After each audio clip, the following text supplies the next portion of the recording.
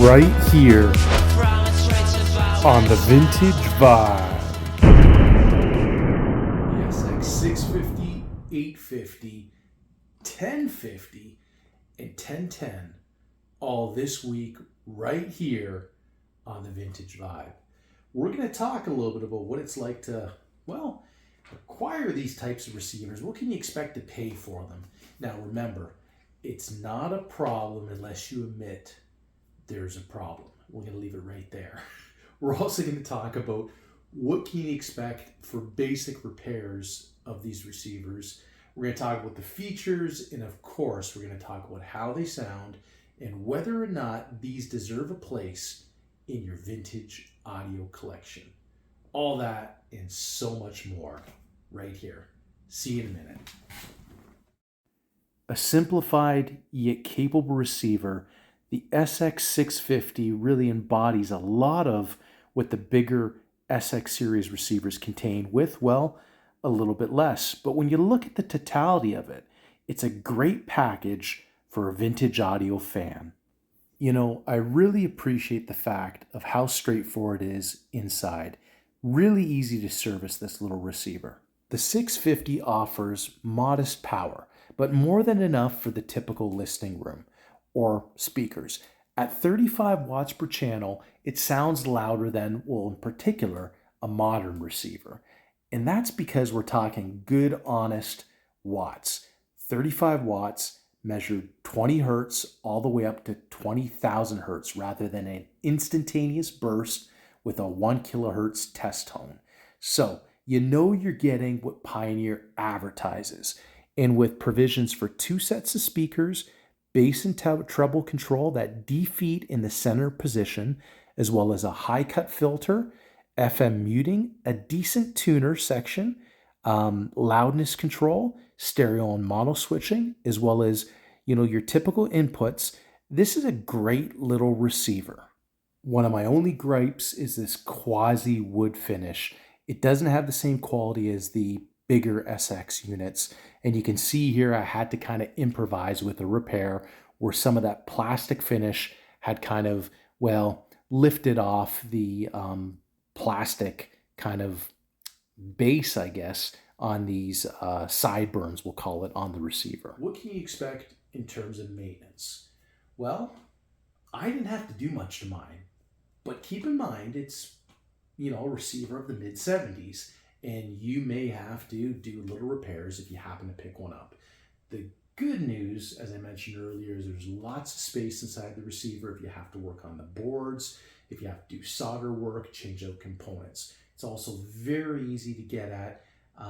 For example, the bulbs on this, which is a typical thing on Pioneers, is that they usually have a couple burnt out bulbs. You literally grab the back of the housing on the bulbs and give them a little twist and the bulbs pop right out. Easy to find replacement bulbs. A lot of people upgrade to LED. I prefer the traditional bulbs. I like the incandescent bulbs because I like that warm vintage glow. That's for me. Be prepared to clean switches and controls. That's usually a must with older receivers in general, and this would be no exception. Static, clicks, pops, intermittent channels. A lot of times it's just a simple cleaning of the controls. Simple as that. I really didn't, again, have to do anything else to this receiver. And if you're looking for one, or if you find one, you're wondering if it's a good deal, I've seen them anywhere from a couple $100 to just over $300, 2022, let's say, Canadian dollars. Now, I bought mine really for a song. I got in a package, but I probably only had about $50 into it. So in that case, it's a no-brainer. Now, how does it sound? It's not the utmost in resolution. It is not going to be your reference system, but it is a good sounding, a wholesome sounding receiver. It pairs great with speakers of that era, Advent, Dynaco, the Pioneers of that era. I mean, it's got a nice kind of full sound to it. Good bass, actually surprisingly good bass I found for a receiver with this sort of wattage. And that might be partially due to it's got a fairly big power transformer considering it's only 35 watts. Now, Pioneer always had a little bit more of an accurate sounding compared to brands like Marantz. If you take a smaller Marantz and compare it to the smaller Pioneers like the 650, the Pioneer is going to be a little more accurate sounding. But again, don't expect, super high resolution and, clarity from that receiver. It's just, a basic good sounding unit that provides hours of non-fatiguing sound. I think you'll enjoy it, particularly if you're building a vintage system on a budget. If you want something for, the rec room, for the office, this is likely one to find. Or if you come across one for a good, price like I did. Now let's take a peek at the Pioneer 850. Outpowering the 650, we had now 65 watts per channel, more than enough for most speakers of the era. We also had, the addition of a whole bunch more features. In fact, the 850 looked a lot more like the bigger brother SX-1050 or even SX-1250. Right down to the addition of those indicator lamps for speaker A and speaker B, as well as to the right of that, the indicator lamps for the inputs. Talking about inputs, we got an additional phono input, as well as real wood veneers and a higher quality 4-gang capacitor for the tuner section. We also got additional provisions in the tone controls with separate turnover frequencies for bass and treble, high and low cut filters, as well as multiplexing options, addition of tape monitor controls, as well as loudness control and a mic input. This receiver was a whole lot more, a contender, but it was also a whole lot more. That's right, a whole lot more to buy new and a whole lot more today. I mean, a 650 can be picked up anywhere from $250 to maybe $350 Canadian, whereas the 850s, looking more like the bigger brothers, are starting to command, bigger dollars. You can expect more like $700 to as much as $950 in 2023 to get an 850 that's in really nice condition. Now, talking about condition, let's take a peek inside of this 850, talk a little bit about what we had to do to get it up and running so we can test it before we report back to you on the difference in sound between the two models. So with the top off, we can see the power transformer, the main filter capacitors that kind of look similar to the 650.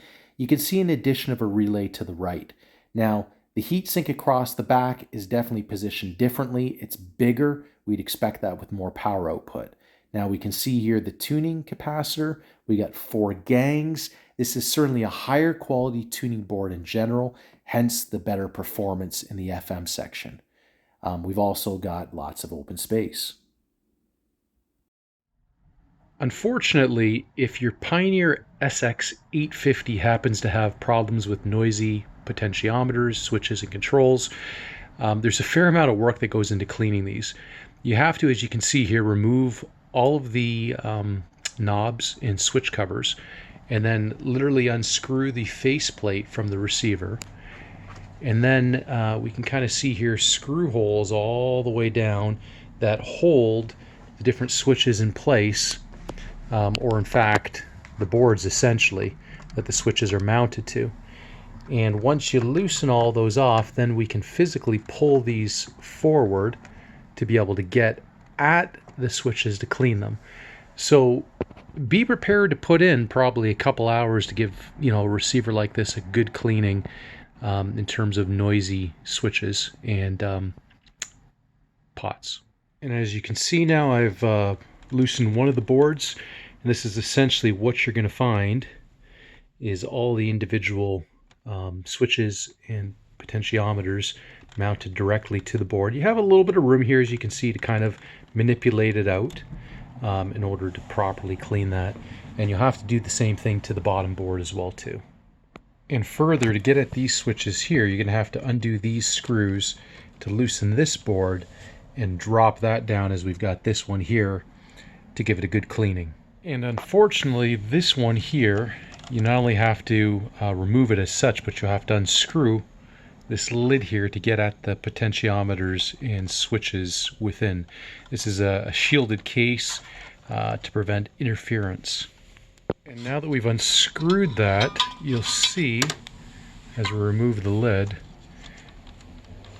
that now we've got access again to the switches in this one pot right here.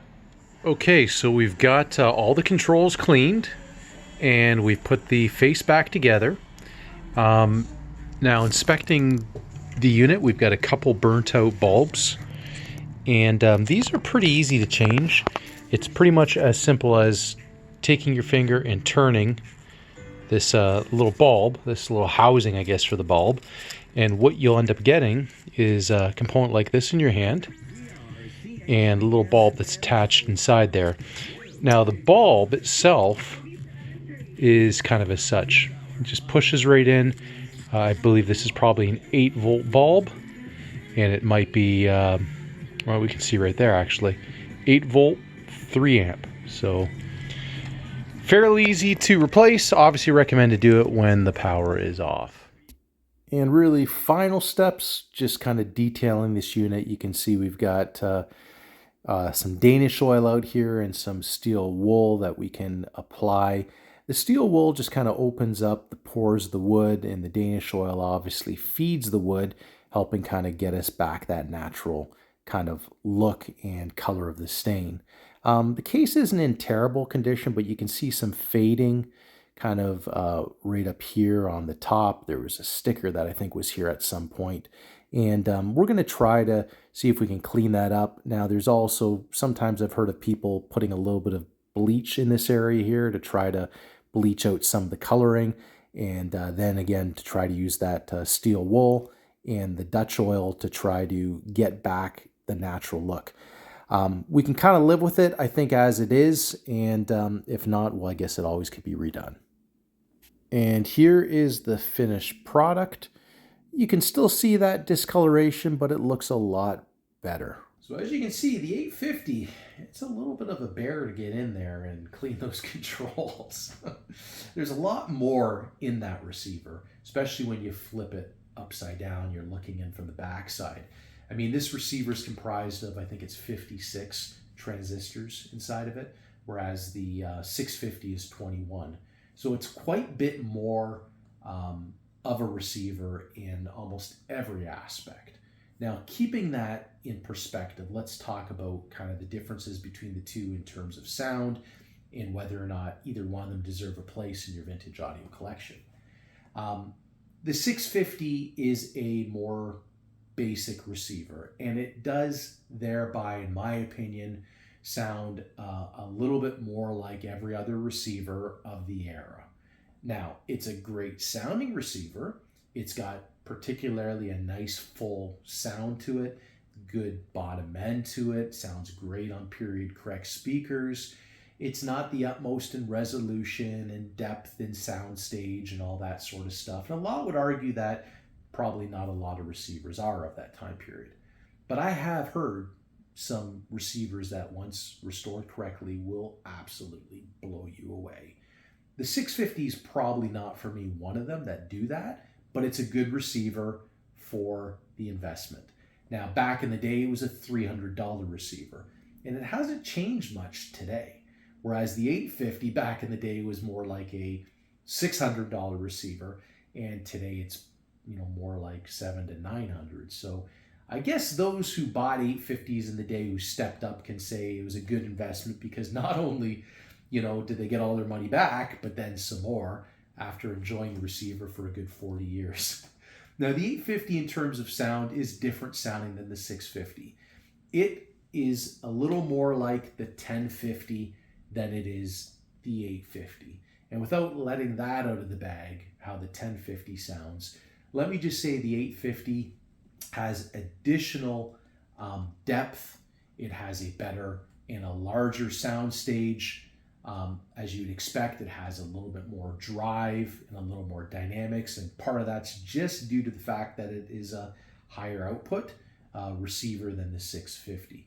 It's also a cleaner sounding receiver with less distortion, a better tone section on the receiver, as well as a higher quality phono section on the receiver, a better tuner section on the receiver. So again, let's compare apples for apples. It just is a better receiver, and we kind of have to anticipate that because they were designed differently. The 650 was more entry level. The 850 was kind of the in between for those who didn't want to quite step up to the 1050 or the 1250, but still wanted something a little bit better than average. And that is what the 850 is it's a little bit better than average. A good receiver, but still not the pinnacle in terms of receiver quality, I think. Is it worth it? Well, we'll talk about that when we get to the 1050, but I do believe that it might deserve a place in your collection. All that and a whole bunch more on part 2 of Pioneer Vintage Receivers. When we come back and take a peek at the 1050, as well as the big, the SX-1010. That and a whole bunch more on the Vintage Vibe.